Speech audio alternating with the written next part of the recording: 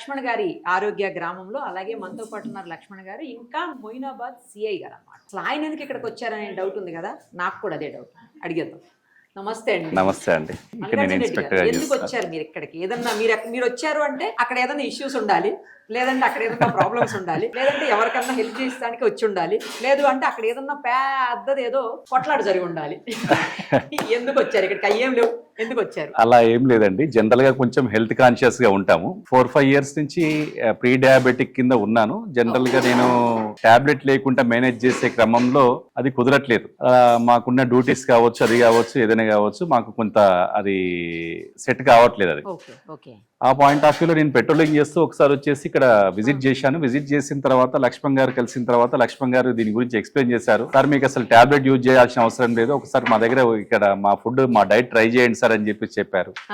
చెప్పిన తర్వాత నేను ట్రై చేశాను. ఇప్పటికి 1 month నుంచి నేను ట్రై చేస్తున్నాను. అప్పటి నుంచి ఫస్ట్ డేనే చెప్పారు లక్ష్మణ్ గారు, మీరు టాబ్లెట్ యూజ్ చేయవకండి సార్ అని చెప్పేసి. అప్పటి నుంచి ఇప్పటి వరకు నేను టాబ్లెట్ యూజ్ చేయలేదు. నార్మల్ గా ఉందండి, అంటే ఎప్పుడు కూడా స్పైక్ కాలేదు షుగర్ లెవెల్స్ అనేవి కూడా. నేను డయాబెటిక్ రివర్సల్ కావాలని చెప్పేసి ఆ ప్రయత్నంలో రెగ్యులర్ గా కంటిన్యూ చేస్తున్నాను. నాకు అదే చూడగానే మీరు చాలా లీన్ గా ఉన్నారు, ఈయనకి ఆరోగ్య డైట్ ఎందుకు అనుకున్నాను. Right, okay. ఈ దీనికోసం అని చెప్పి వచ్చారు అనమాట. రోజు వచ్చి తినేళ్తున్నారా? రోజు వస్తుంటాం, జనరల్ గా వస్తుంటాం. మాకు వీలు కానప్పుడు మేము పార్సల్ తెప్పించుకుంటాం.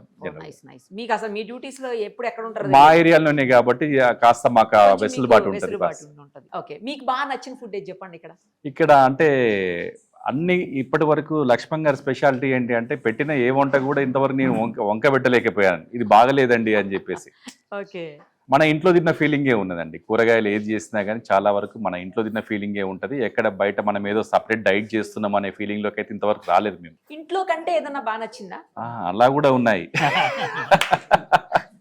మేడం చుడువా చేస్తారు, ఈవినింగ్ చుడువా చేస్తారు. అంటే మనం చిరుతిల్లు తింటుంటాం కదా జనరల్ గా.